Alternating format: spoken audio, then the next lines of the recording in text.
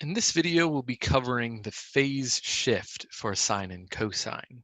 This is going to be most closely related to the value of c in the equation a sine or cosine bx minus c plus d. So that value of c is going to be the one most closely related to the phase shift. If I give myself a positive value of c, that'll be moving the graph to the right.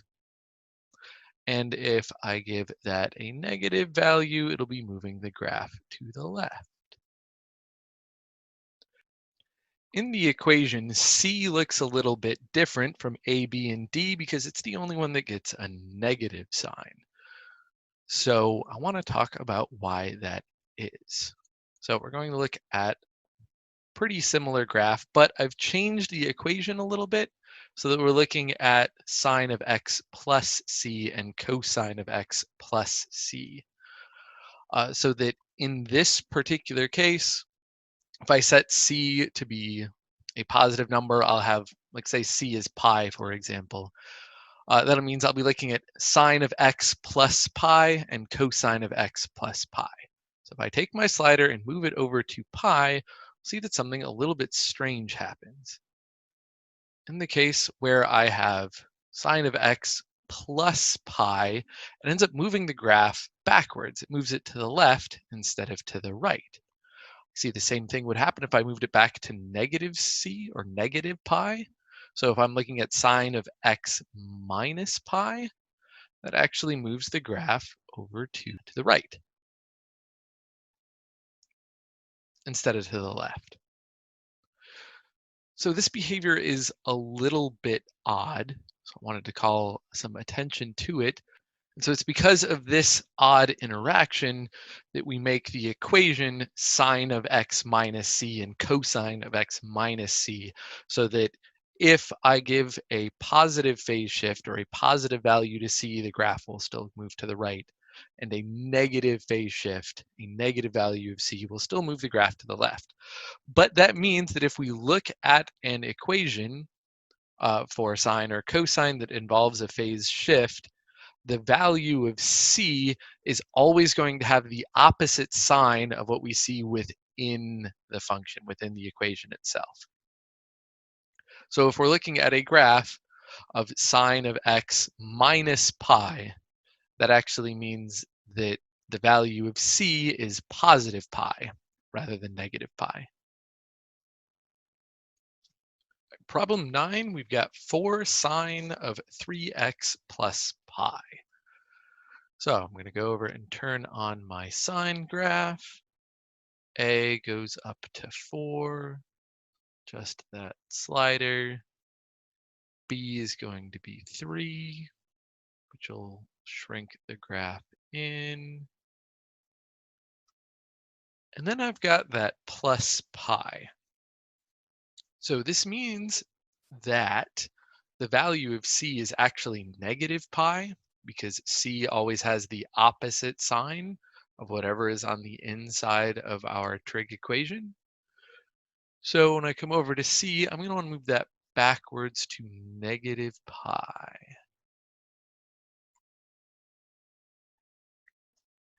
And here we have our graph. Now, one thing to notice, that while c is negative pi, which means it's a phase shift to the left, the graph didn't move all the way back to negative pi. That would be because our phase shift is actually c divided by b rather than just c itself. So the main component that tells us about the phase shift is still going to be c, but it's not going to give us the phase shift exactly. We're going to need to divide it by b in order to find it. So our phase shift in this particular example should be negative pi divided by 3, which is why we can see this graph only moved back to negative pi over 3 rather than negative pi. And filling out our chart. Domain is still all real numbers. The amplitude should be 4. That period, we'll look at 2 pi over b, which should be 2 pi over 3.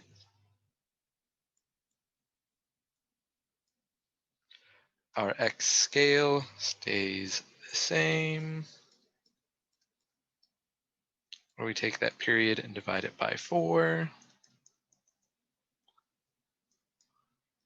which in this case means we should end up with pi over 6.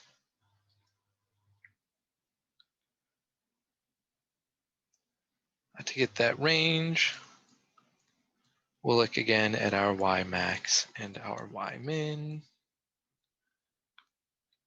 where we want to take that amplitude, the positive value for the maximum, the negative value for the minimum, and then we would add that vertical shift, which in this case is 0 both times. So our range should be -4 to 4.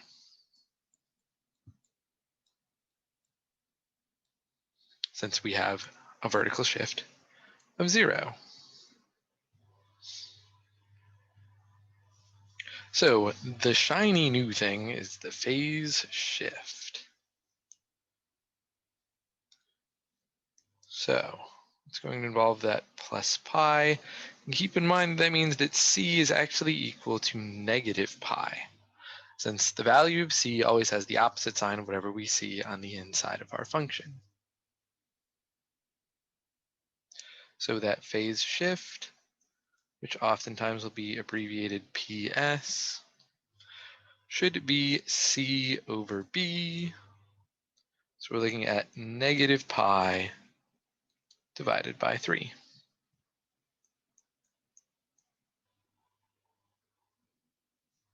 So now we're going to want to go and mark off the values on our axes. And the phase shift is going to change how we do this setup slightly. Since normally we would start it on the x-axis, we'd start at 0 and mark off 4 tick marks. Now we need to start at our phase shift and then count out 4 tick marks. So I'm going to want to start this graph out here at -pi over 3, which I'm going to change to be -2 pi over 6, just so that it can have the same denominator as our x scale. And now I'll want to count out 4 tick marks from here, keeping in mind that 0 is probably going to end up being a tick mark in each of these graphs. So starting from -2 pi over 6, which is where my phase shift is located, I'll want to count by my x scale until I reach the end.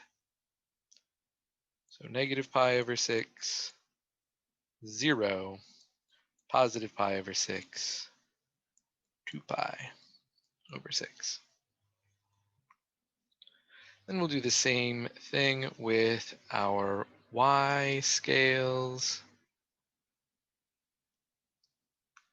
so that I've got 4 and -4. And now to plot our points. So we have a positive sine function, which means our graph should start at its middle line and then move up. So our first point should be at the phase shift, which was -pi over 3 or -2 pi over 6. And it should be at its middle line, which in this case is 0 because we have a vertical shift of 0. And then count out the next 4 points. Start at the middle, then the top, back to the middle, and the bottom, and the top, and the middle again. And then connect those dots.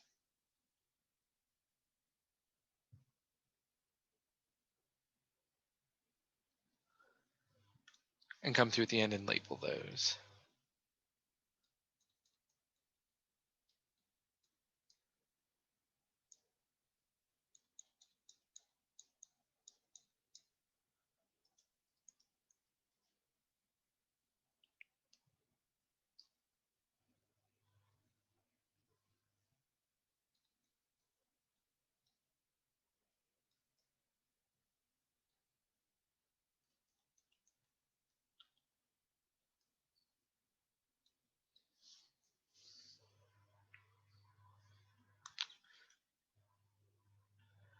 So notice this time that the end of our graph happens at an x value of pi over 3, which is not what we had for the period. The period was 2 pi over 3.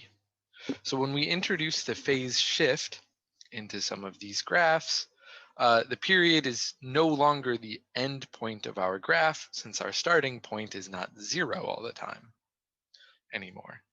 So instead, if we want to see that period still show up, we need to look at the difference between our final x value and our initial x value, which would be pi over 3, which is where we stopped, minus negative pi over 3, which is where we started, and we should still end up with 2 pi over 3, which is our period.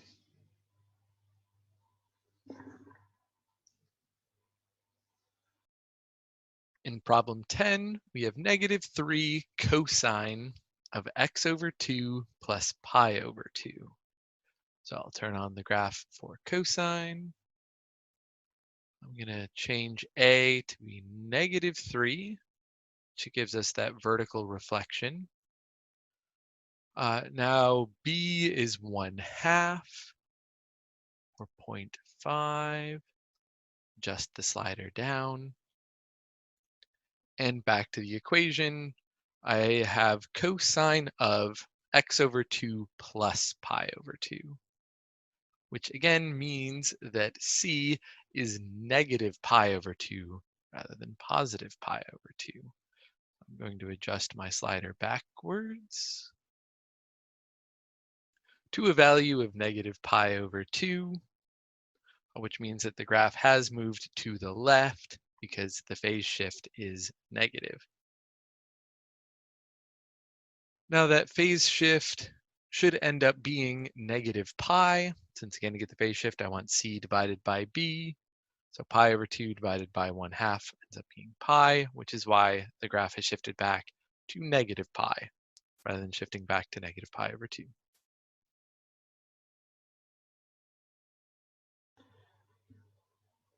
And filling out our table, domain is still all real numbers. Our amplitude is the absolute value of a, which is positive 3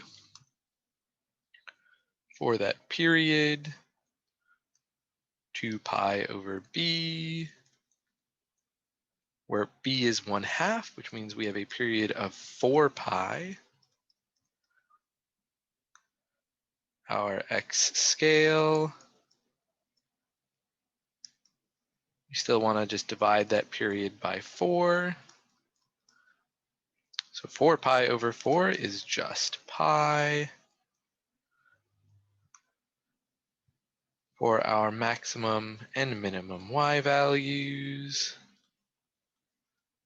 we'll again need to look at the amplitude, positive, whatever the amplitude is for the maximum, negative for the minimum. Add that vertical shift, which in this case is 0, meaning that our minimum is negative 3 and our maximum is positive 3, giving us a range of negative 3 to 3. And now for the phase shift, c over b. Keeping in mind again that c has the opposite sign of whatever we see on the inside of our function. So our value of c should be negative pi over 2. So that phase shift should be negative pi over 2 divided by 1/2, which comes out to negative pi.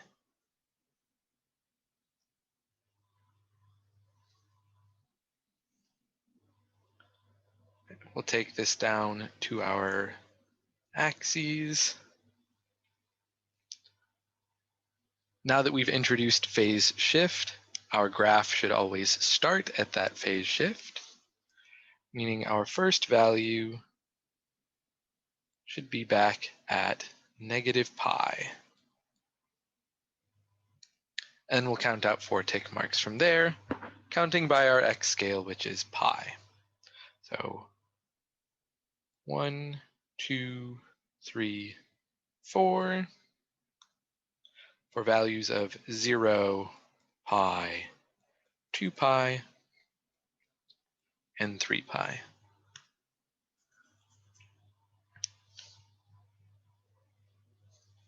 To get our y-axis, we'll need a maximum and a minimum, which should be at -3 and 3.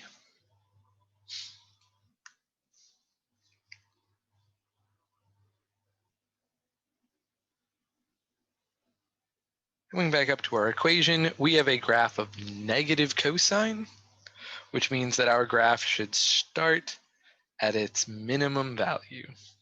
So our new starting x value should be the phase shift. So we're going to start at -pi, and we'll start at the minimum at that point. And then go through our pattern. From the bottom to the middle, to the top, back to the middle, and back to the bottom. And connect those dots.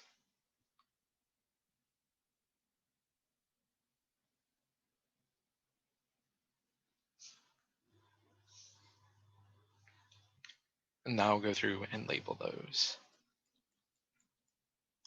So again, notice the graph didn't end at the period, which was 4 pi. Instead, it ended at 3 pi. But we can see once again that if we look at the difference between our starting value and our ending value, which should be 3 pi minus -pi, we end up with 4 pi, which was our period. Problem 11, I've got 7 cosine of 5x minus pi plus 6. So I'll turn on that graph for cosine. Adjust the value of a up to 7. B should be 5, which will shrink that graph in quite a bit. We'll go ahead and do our vertical shift first. It's plus 6. Move that graph up. And now to deal with C. So since this is cosine of 5x minus pi, that means that C is actually positive pi. So I'm going to adjust my slider to the right. I'll also move that graph to the right.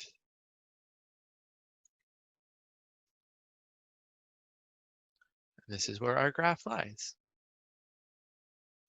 A phase shift of pi over 5. The domain should be all real numbers. Our amplitude should be 7. The period is 2 pi divided by b,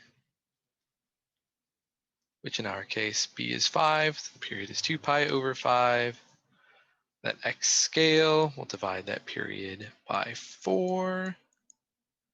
So 2 pi over 5 divided by 4 ends up being pi over 10.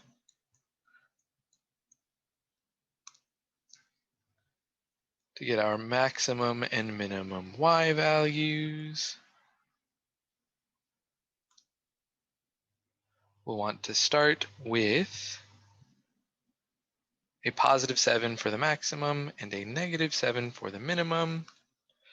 And then we'll add our vertical shift of 6 to each of those values, giving a result of 13 for the maximum and -1 for the minimum,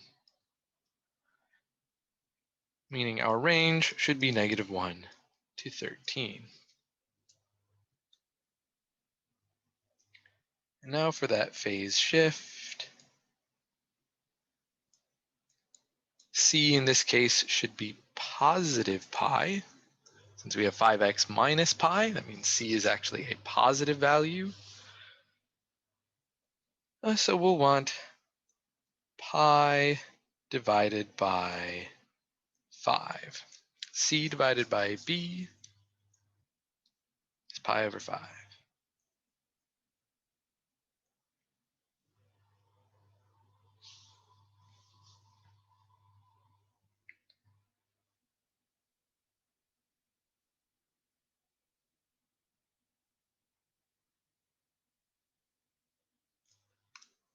So we'll move that down and create our axes. We'll want to start at that phase shift when in this case is positive pi over 5. So we'll be starting to the right of the y-axis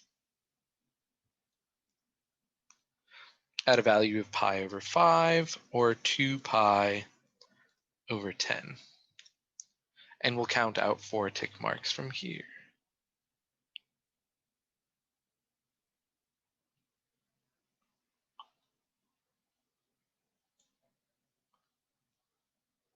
And 4. And our x scale is pi over 10, so I'll want to count by pi over 10. Since I started at 2 pi over 10, my next value should be 3 pi over 10, and 4 pi over 10, 5 pi over 10, and 6 pi over 10. Mark off similar values on the y-axis. 13 was our maximum, while -1 was our minimum.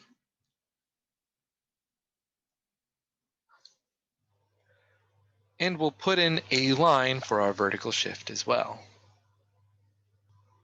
Right, now we have a graph of positive cosine, meaning we should start our graph at its maximum value. So our starting x value is going to be pi over 5, since that's our phase shift, and we'll start at the top. And then go through our pattern from the top to the middle, down to the bottom, which should be at -1 rather than at 0. Back to the middle, which is at 6, and ending at the top again. And connect the dots.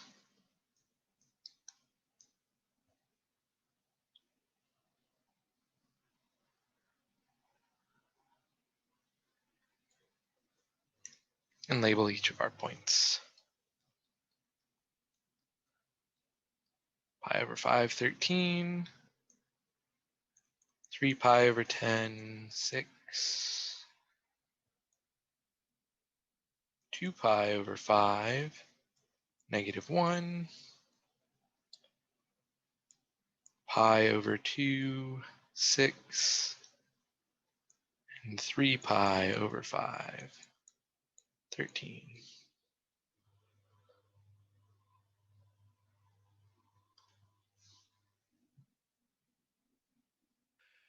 And problem 12. 7 minus 2 sine of pi over 5x plus 3 pi over 2. So we've got a sine graph, so we'll turn on the sine function. Now, a is always the number that's attached to the sine or the cosine. So in this case, a is -2. I'm going to slide that down to -2, giving us a vertical reflection. And then d, that vertical shift, is 7. Slide that guy up to 7.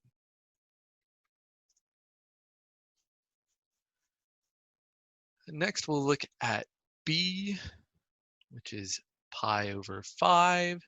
It's pretty close to 0.6. Then we'll come deal with c. Now, since that's pi over 5x plus 3 pi over 2, that means that the value of c is actually -3 pi over 2. So we'll slide that back to about -4.7.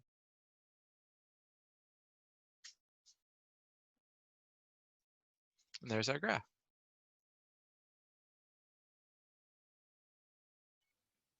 Filling out our table, our domain is still all real numbers,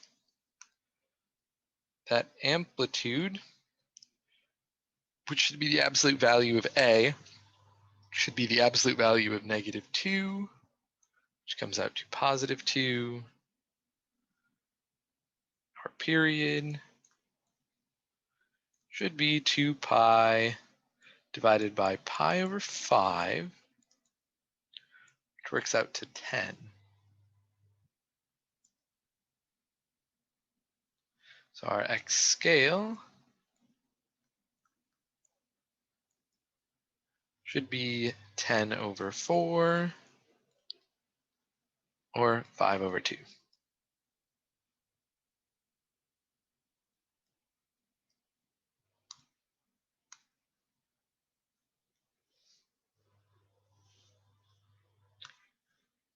To get those maximum and minimum y values, start with +2 for the maximum and -2 for the minimum, and then I want to add in my vertical shift,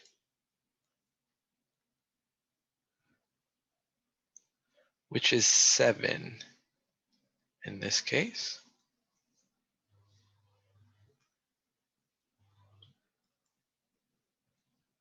Giving us values of 9 and 5 for the maximum and minimum.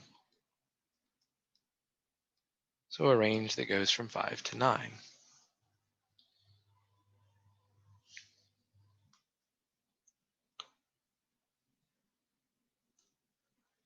Now for the phase shift.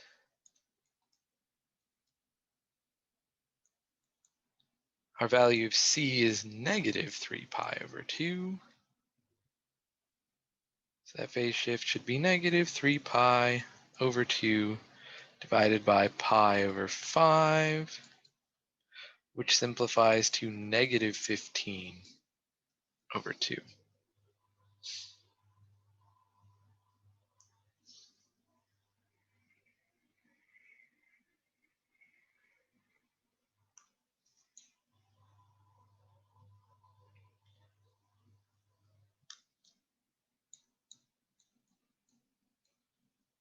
Now to mark our axes, we're going to need to start at -15 over 2.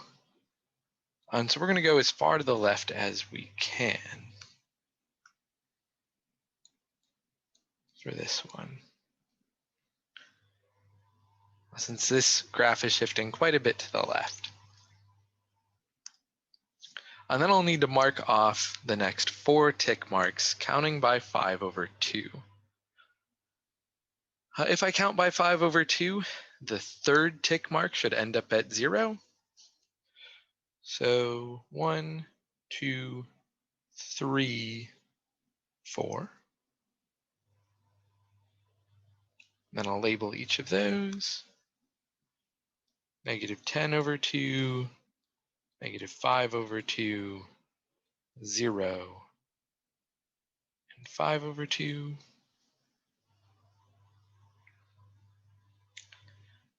I would like to make some tick marks up on the y scales as well.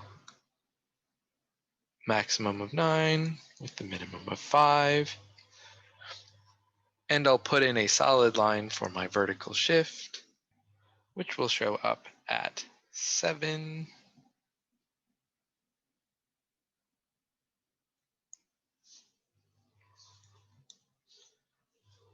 And we should be ready to plot all of our points. This is a graph of negative sine, which means our starting value should be on the middle line and then move down. Our first point should be back at -15 over 2, and be right at 7, and then move down. And then back to the middle, and then it's maximum, and back to the middle again.